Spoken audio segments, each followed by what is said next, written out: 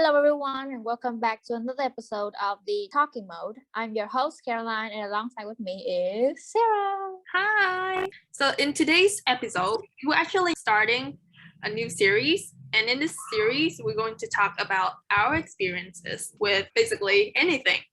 Our first episode in this new series is going to highlight about our debate experience. So without further ado, let's get started. Okay, so for our first sessions of today's podcast, we're going to talk about the all the competitions that we, like me and Sarah,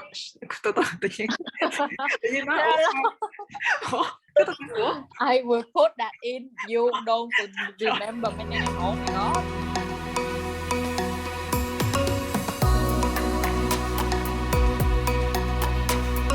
In today's episode, we will discuss and talked about our experiences with the different debate competitions that we have competed in as a team.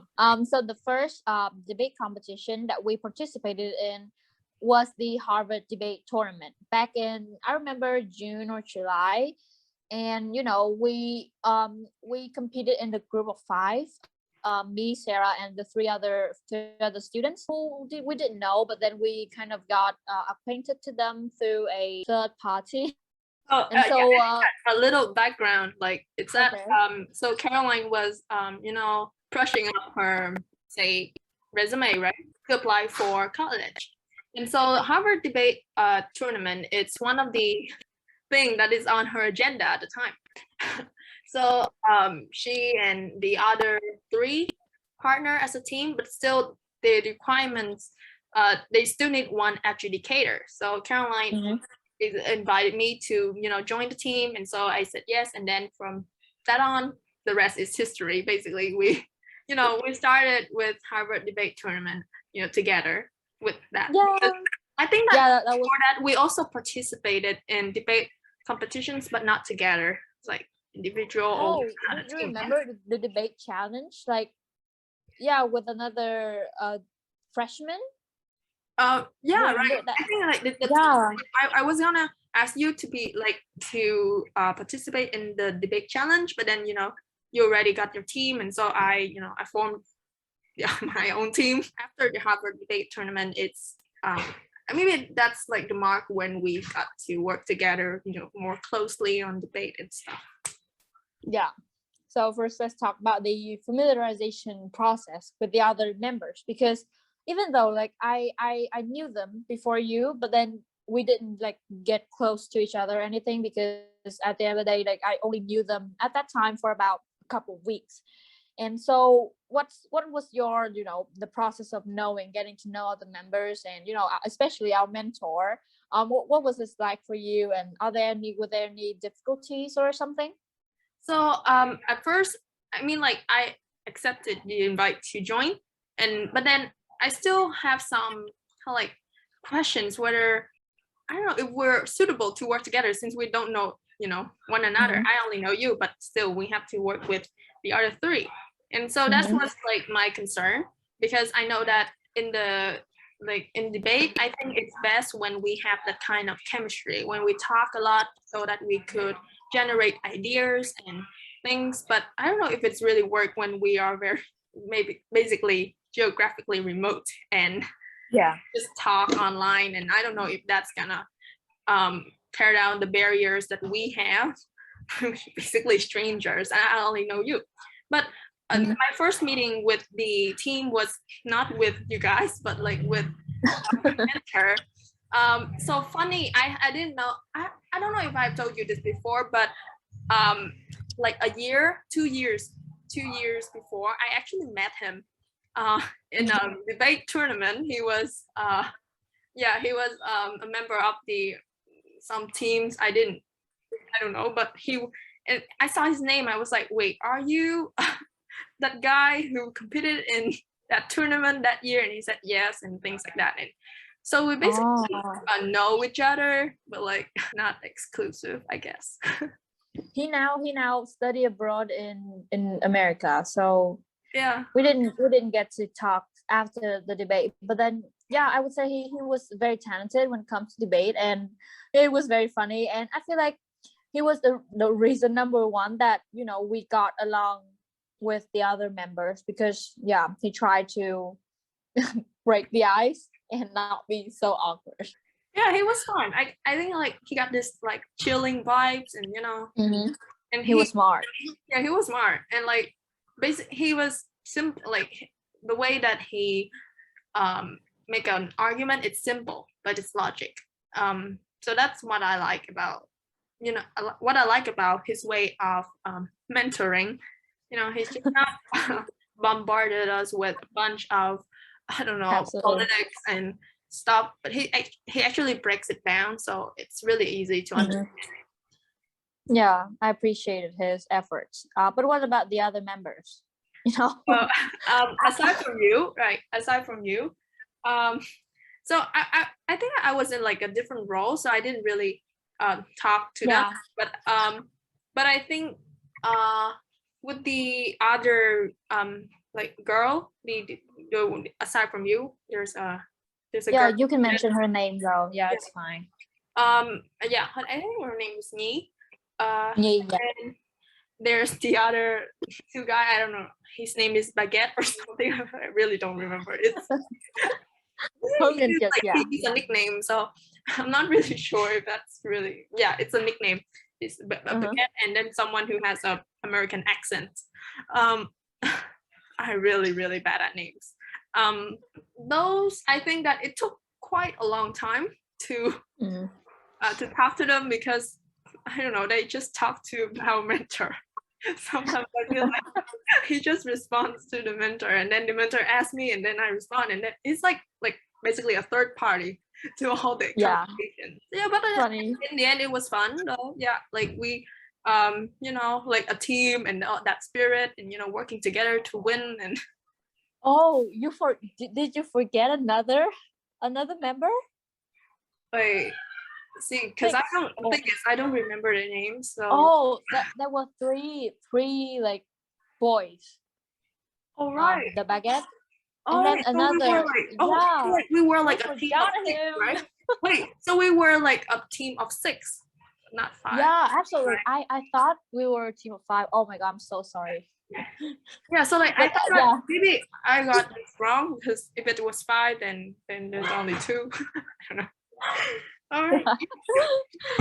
All of them, like all of us, was kind of like not pro debater, but like so that was one thing that's very easy to start with, because when you're forming a team, I think that it's still better when you kind of like acknowledge, you know, like your team members, if we're like in the same level, it's really easy to grow together. Like no one's really posing on somebody, you know, about their skills or like that. I don't know. I just feel like it's often happens in I don't know, teams with different kind of like skill gap, I guess. Yeah, I got it. Yeah, about my, you know, because you were the adjudicator, so you had your own like training session, like one-on-one with our mentor. But then for me, like the experience of getting to know them was very different. Like I remember telling you that I was so disappointed with our team, because you know, at the beginning, when I kind of proposed this idea of participating in this tournament with my counselor, and then she warned me of like, oh, they are very good debaters. Yeah, she warned me that they are very good debaters, and so I had super high expectation. I worried that, oh my god, I'm just a newbie. I'm not an experienced debater whatsoever. And so yeah, I kind of worry. But then when I got to meet them and knowing that we were basically on the same level, yeah, that kind of disappointed me a bit. And you know, at the beginning, their attitudes were not that enthusiastic. Yeah, and so I was kind of frustrating, and I told you that. But then on the day that we competed, like on the night, like we sat down and we basically broke down the emotion together, and it was fun, and they talked very openly. Yeah, very completely different from when they were in our mentor session, like training session. They were completely different. Like in the training session, I feel like they were very closed off and they were very quiet. But then when they got a chance to talk openly, like on a conversation like friends and not like teammates and classmates, then I feel like they open up a bit, and then that's when my kind of attitudes about them kind of changed. But like some of them though, there were some members that I'm still not very kind of fond of. Like their attitudes were not that compatible with mine. So yeah, let's move that on. But like in general, I feel like the experience was very good, and we did build friendships over this tournament. Yeah, if that makes sense. Yeah.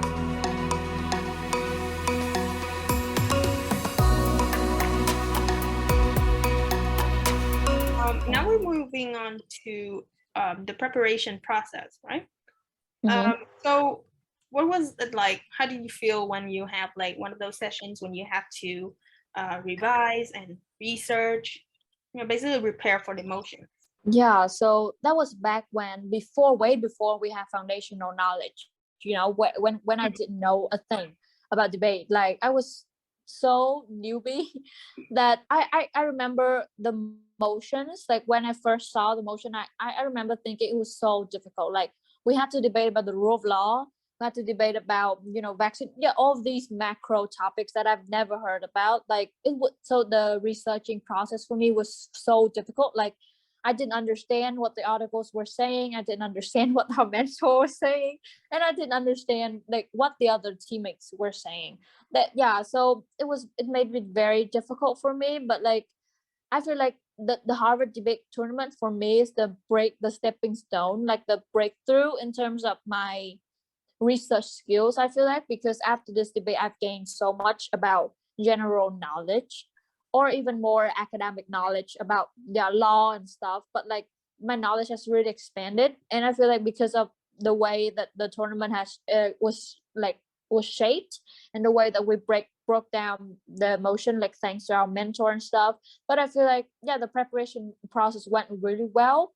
Of course we did have some difficulties, especially when a day we actually competed, because you remember like beforehand, like our mentor was the one who kind of laid out the structure for us, and not we were not the one who absolutely did everything. And so that was a lot easier. We just have to read and try to comprehend the motion and the arguments, but other than that we didn't have to do anything. But then on the actual day of debate, then we were the one that actually had to do every single thing, like from research, break down the motion, come up with new ideas and stuff.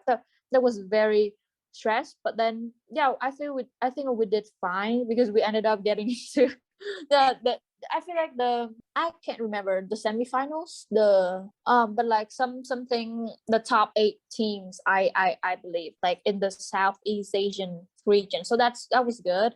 But what about like I know that the preparation process for adjudicators was severely different from ours. What's your experience like?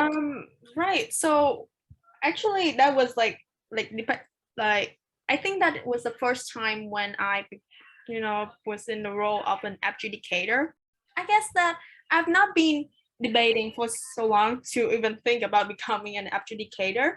But then funny thing is, being an adjudicator is like, it's basically nothing. It's not so much different from being a debater. It's just that one thing that I've always remembered about what our mentor always told me is that you are the jack of all trades and master of none. So you have all this knowledge about little knowledge about this and that, but then you don't impose your own opinions, your own thoughts on the argument. You only judge them based on the merit of that argument.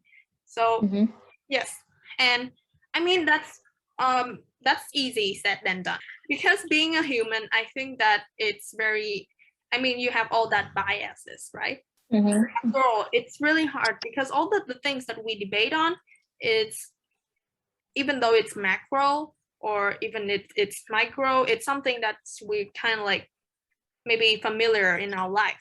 Maybe not on the technical terms, but like when we break it down, it's something that's very close and dear to us. And so to, kind of not 100%, but like almost like around 99%, you have to just listen to it, and based on the merit of that argument, or you cannot assume what they are talking about. You can just, take it for what they are saying, nothing more. Sometimes really hard because basically in everyday life you just have to assume so much. Maybe when I talk with you or when I talk with other person, sometimes they said, just a little, but I assume from there. And that's normal because, we having everyday conversations, but now it's the same, but you have to judge the, the big, like the way that they form the argument, if it's really, really reasonable or it's like logically flawed, something like that. You just have to pay closely to the details, and you just have to take notes. Like that's the very, utmost important thing about being an adjudicator. So one-on-one session was fun because I got to experience a different aspect of, in a debate competition, like how like standing in the shoes of the adjudicator, you kind of like become a better debater when you're in a role of an adjudicator, because you know what you're working on. So when whenever there's a training like for debaters and adjudicator, like for some competition, I think that they also advise debaters to listen to the trainings for adjudicator to know what it's like being an adjudicator, so that you can adjust your argument. Things like that. Yeah, absolutely. Like hearing your comments on our performances, like during our training session, like really opened my eyes, because I didn't really think of like how flawed my arguments were, how flawed our kind of logic were. And so like hearing your comments really helped. So what did you learn? Like what was the number one thing, the biggest thing that you could take away from this experience? I think that it's the way that we kind of like create an argument, because when I first entered like debate, I think that it's just you give out a statement and you provide with an example, something like that. But here I learned the intricacy of a debate. It's like you just have to be very careful with the words that you use, because somehow that could be used to be used against you. And it shows how you kind of like organize, like structure your speech. It's like this, I don't know, I think in Vietnamese I would call it like chơi trí tuệ. Mind games. Yeah, like in a way, kind of like in a way, it's like an intellectual game, right? Absolutely. Yeah, it's like when we heard about debate, we basically think it's like you argue to win. You're like cãi lộn, and then but when you actually kind of like be involved in the thing, then you realize that it's more than that. It's how you kind of like put all the persuade, almost like not just persuade. How you persuade the listener, the adjudicator, to kind of lean on your side. It's actually a very, very fun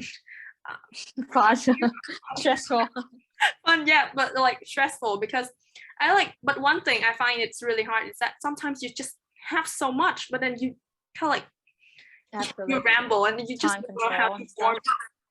Like I mean, we have so much when we discuss a lot, we research a lot, we have all these statistics, but then we were like unable to make it like understandable for the listeners. Sometimes it just and even myself, when I heard it again, I couldn't even understand what I was saying. It was me too. It was so you're right. I think what I like about it, like the thinking process. So it was fun.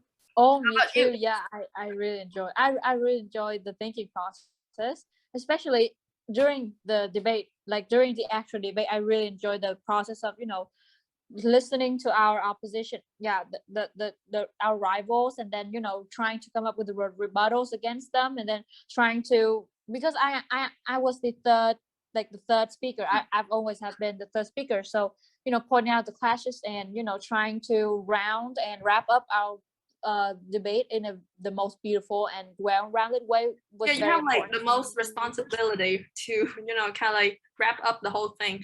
So the number one thing that I take away from this experience was, first of all, I really enjoyed the thinking process. Like I mentioned, like during the actual debate, I had to kind of not depend on the script too much and come up with my impromptu ideas, which that was very fun, spontaneous ideas, and it was very fun, and I got to be very creative with my own ideas and logical links. But yeah, that could absolutely be a double-edged sword. But yeah, another thing that I learned was the cooperation skills, because I feel like working with other people who I didn't really know too well, like apart from you and Yi, like the other boys on our team, I didn't really know them too much, and so it was very hard working with them, especially when I had to debate alongside with them. Was very hard, and trying to kind of wrap up and cover up their flaws and stuff. It was very difficult, but again, I appreciated the experience, and I really learned,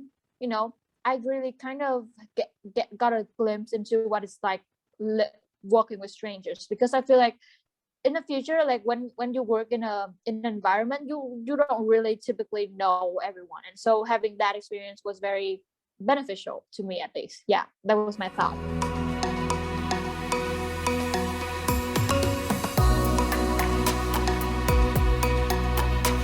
Next, we're going to discuss about another competition that we participated together, and it's still going, like it's ongoing now.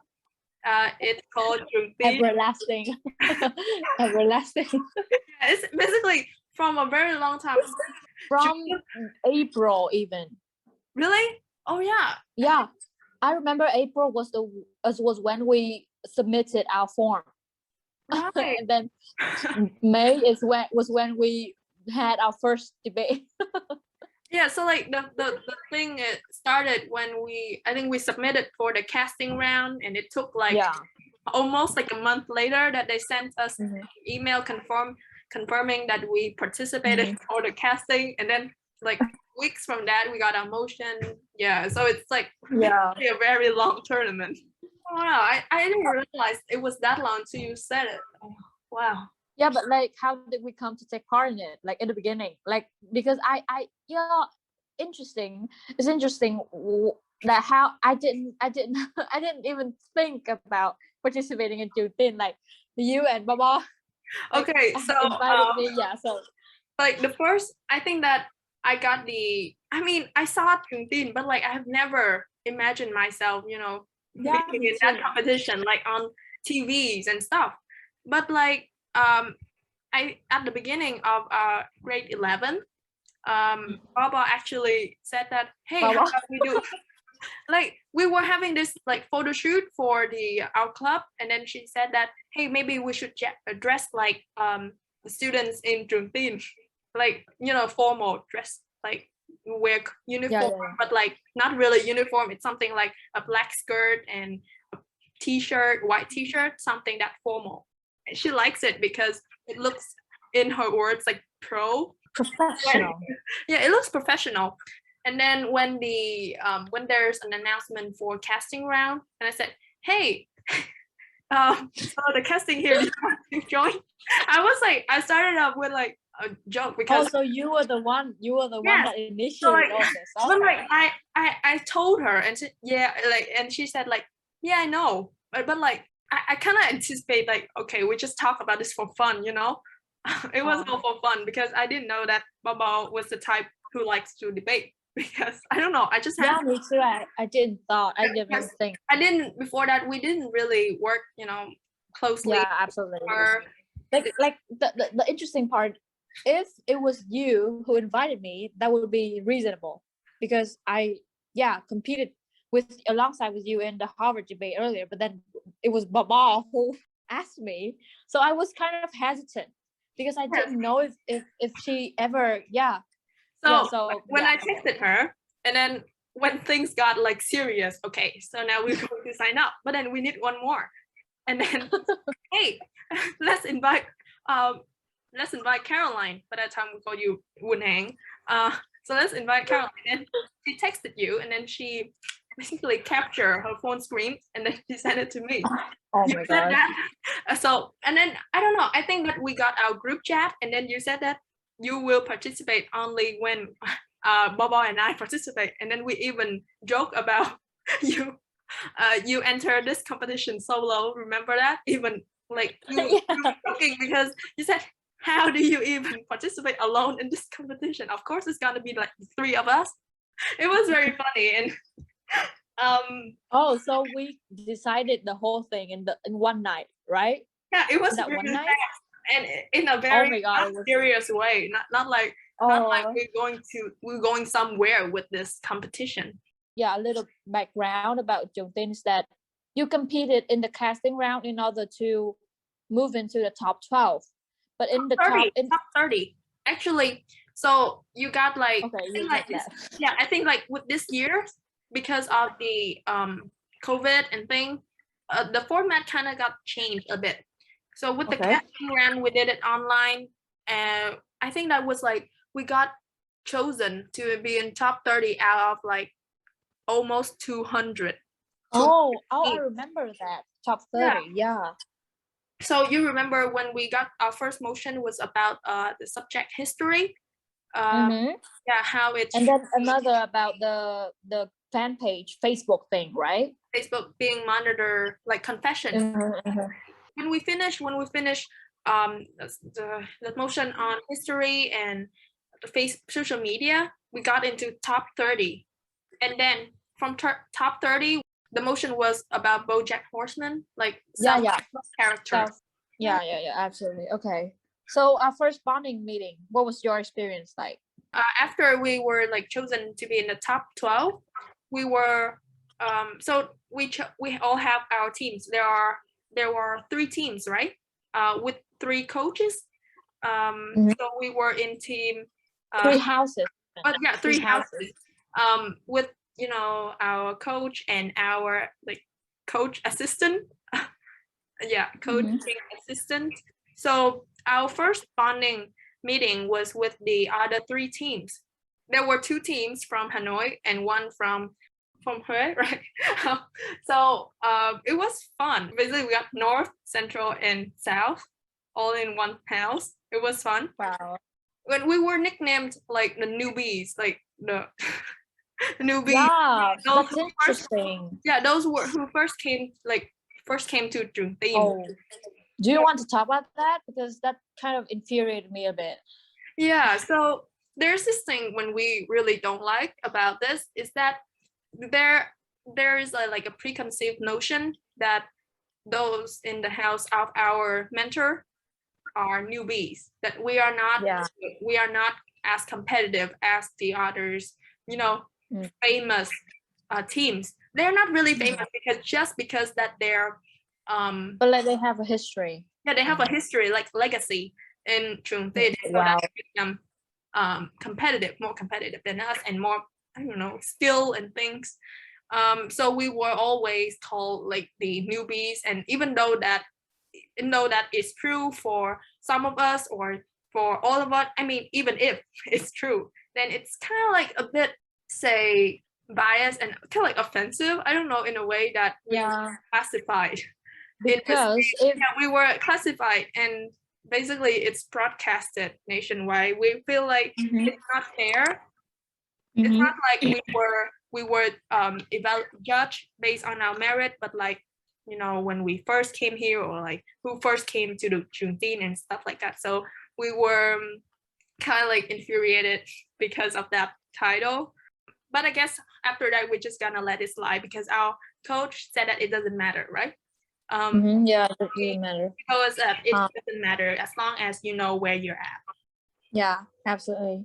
So about our first bonding meeting, I really like the part where our mentor talked about his kind of intentions coming into this debate, not debate, but like competition, because he just wanted us to gather knowledge, like foundational knowledge about every single matter, like for example, philosophy, psychology, social media, economy, education, like everything, the foundational knowledge about the world, and also improve our debating skills, like how to talk, how to rebut, how to build argument, etc. And so he didn't want us to compete and bring the champion home. Like it was nice if that happened, but like it wasn't our priority, if that makes sense. And so yeah, I really like that part because I feel like there he kind of eliminated the pressure on our shoulders, and that was very nice that we were we were just competing against our guests, like ourselves, and not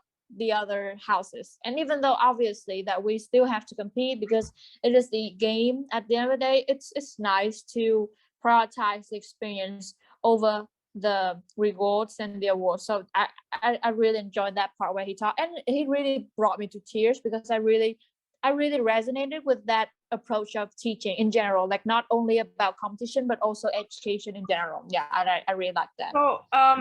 So when I was like with the changing format, and so we were in the same house, at first I didn't think that our house would get along, because we basically, team all wants to win. Why would you, even get along? But then he brought this vibe when he said that it's not about the competition, because it's just a game, like you said. And the most important thing is that you met these amazing people, and then you you treasure all that acquaintances for long. You don't just meet now, you will meet again in some time, in the future.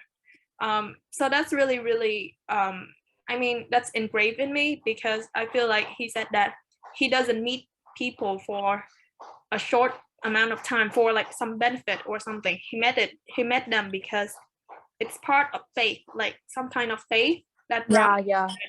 So we need to treasure. Oh my god, hearing you talk like gives me goosebumps. But yeah, kind of that thing that he said there was the motivation that pushed me through the numerous stressful situation, because being part of a debate competition was not easy. Like we all have our own plans. Like I remember there were days that you and I just called alone, and there were days that I and Baba just called alone, and we had many difficulties. But I really value his approach to teaching about, because I know that I will get something out of this. I will get actual knowledge and actual skills out of this, rather than just a champion, and that really motivated me and pushed me through. Yeah, even because there were many moments that I wanted to give up, but then at the end of the day, I feel like we were the team, and if you guys didn't want to give up, then I should have given up. And so yeah, that really pushed me through. Yeah, I really like that. So aside from our bonding meetings, we also have like weekly meetings. It's basically we have like 3 days per week, right? For sparring and two for one for teaching. Yeah, and it was like really, really back to back. Yeah, it was exhausting, but of course it's really fun, because for the first time we actually have it's called a camp, right? Like a debate camp that plays for a month. We just meet and then learn, and then we spar. I don't know, it feels strange, but I feel like it isn't just a camp, it's an actual subject. Right, because who knows that when you took part in those sessions, that you learn so much, right? You learn about economics, you learn everything. About basically anything, philosophy, social media. And we have materials. That was the most valuable thing that I could ever ask for, like resources, materials to knowledge. Because sometimes with those subjects, I feel like I'm too lazy to look up for those concepts, and having those laid out to me and well prepared was very beneficial. Yeah, I really like that. That was the one thing that made the learning process very easy to me, and that helped me to get the most out of that. Yeah, I still keep those materials. They were so valuable. He wrapped up all the key points and highlights all the things, all the concepts that we have to grasp in order to boost the merit of our argument. How do you feel about our weekly sparrings? How do you feel about that? This would be a very normal response, because at the beginning I was excited. With any other new beginnings, I was very excited to, first of all, learn new knowledge, of course, and then second of all, to be challenged and to really grow. And yeah, we did grow a lot, like compared to the early days when we first stepped into the competition. We did grow a lot, and especially when it comes to our debating skills. And we have grown a lot in each of our own expertise, because I feel like Baba was the first person, she grew in her own field, and you were the second person, you grew in your own field, and mine also. So we did grow a lot as debaters, but also we grow as learners. Yeah, because we had all these materials laid out for us, so there was no reason why we shouldn't learn them, right? And yeah, I feel that at the beginning I was very positive about that, but then when the pressure came in, because it was literally back to back, like Monday, Thursday, Saturday, it was back to back, and on top of that I have other things to do, like we all did, and so it was very exhausting. And so I feel like in the middle of the journey, I got very fed up with the weekly debate session. But then I pushed through, like I mentioned, and it ended up being the most like wonderful experience in my life, because now that we're almost at the end of the journey, when looking back, like I really see all of our growth as individuals, but also as a team. So it was very precious, and also the connections that we were able to connect, like build. That's what came from our weekly debate session, which I'm very thankful for.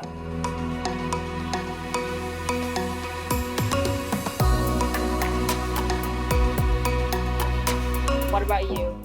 I learned how to listen more. Like basically when you sparrings, you listen to your opponents and you evaluate it. Like I think what makes debate great is that how much you listen and how much you understand from your opponents. So you listen to them, you see how they structure their speech, and then you, in your short time, you have to make a reply, a rebuttals. And right, so I think that it's something aside from all the things that you've said, learning to listen and to process all the information that comes to you in a very short time, and you just have to generate a reply. It's something that I've continued to learn ever since, like I've learned like before, but then after Juneteenth it was like more and more, because we have this foundation, we just keep moving on.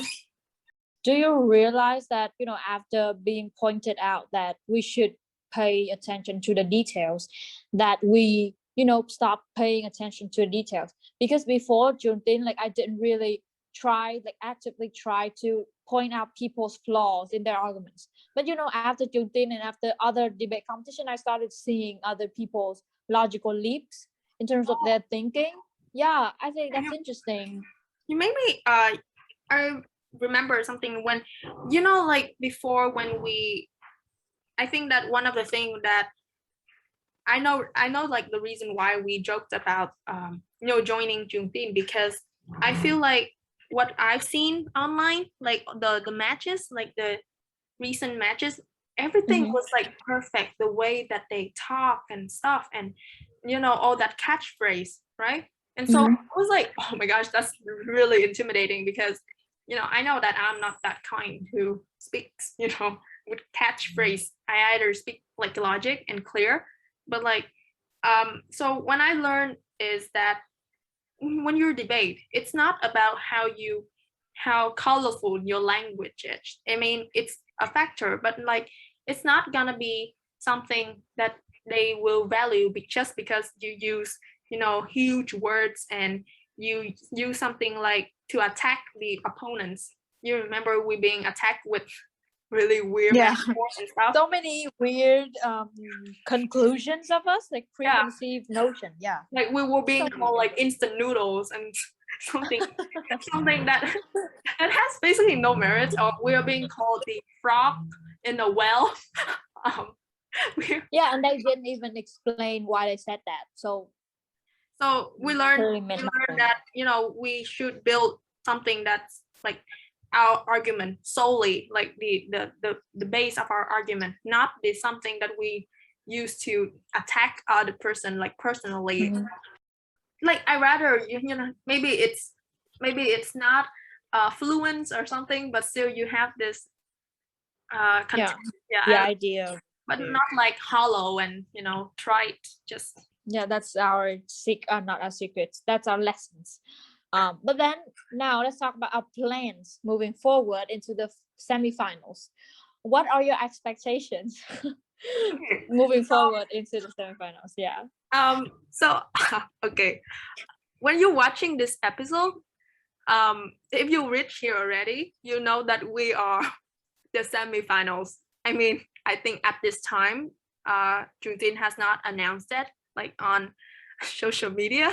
Yeah, it's a little secret. Right. It's okay. So yeah, so if you reach here, you have heads up, like knowing who were going to be like the semi-finalists in Juntin. So that was fun. I don't know. I think we're supposed to keep this a secret, but yeah, out with it. We are. It's okay. Okay, yeah. So we are the semi-finalists this year, Juntin, and yes. So yay, hooray! Good job to us. So it was like according to plan. Then Juntin should have been over for a month right now, but due to the COVID-19, it has been like postponed because like they said that they cannot like organize a semi-final and finals like online. It should be offline. So now we're still waiting for the official announcement from the organizer. I mean, we hope it's gonna be like probably in January, because at this time January. I think this my god, easy. Or it's supposed to be like in August, December already. Yeah. Or something soon, but like not now. I don't know. Yeah, absolutely. I want it soon, but like not now. We're still waiting for the announcement whether we will go to Hanoi for the shooting. Wait, not the shooting. Wait, it sounds weird. The filming.